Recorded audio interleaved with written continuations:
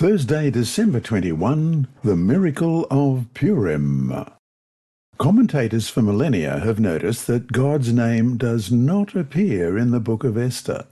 This is the only biblical book where such a phenomenon occurs. However, the Jews were able to recognize God's actions in the great deliverance made for them, and this book was selected by God's people to be included in the canon of the Bible.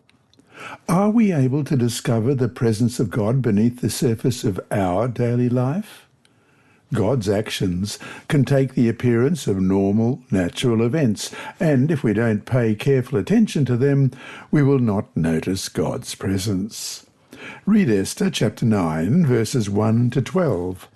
What was the result of Esther's effort?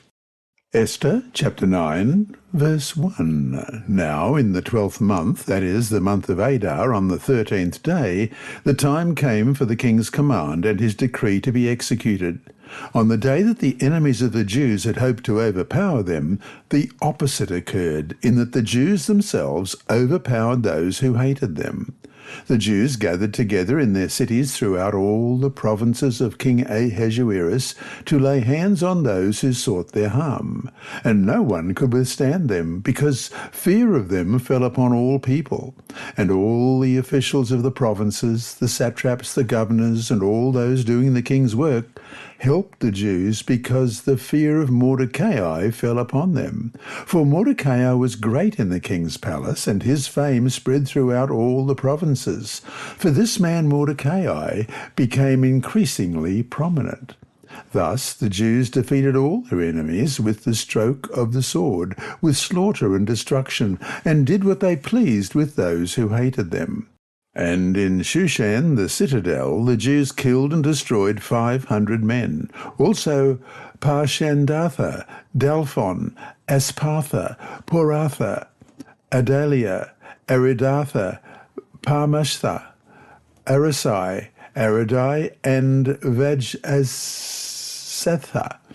The 10 sons of Haman, the son of Hammedatha, the enemy of the Jews, they killed.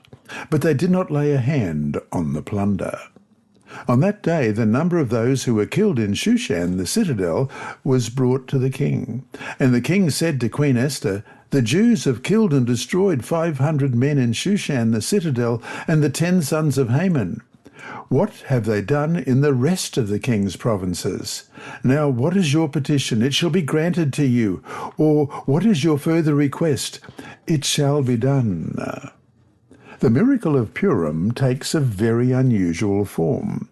The miracle is hidden, disguised in apparently natural events. The law to destroy the Jews was not reversed, but a new law was written, allowing the Jews to defend themselves. Also notice what else had happened and how God was able to work through these events. The Persians noticed God's actions on behalf of the Jews. And the result? Many people of other nationalities became Jews, we read in Esther 8:17. This is a great example of how the Lord was able to work to bring lost souls to a knowledge of Him. The leaders of the Jewish people recognized the working of God. When the Jews were victorious in defending themselves, they declared a yearly time, called Purim, in remembrance and celebration of their victory. These days are still traditionally spent in thanksgiving to God in remembrance of His deliverance. And that brings us to the end of today's reading with challenge. Pray that God will give you the courage to share something He has done for you with one of the people on your prayer list this week.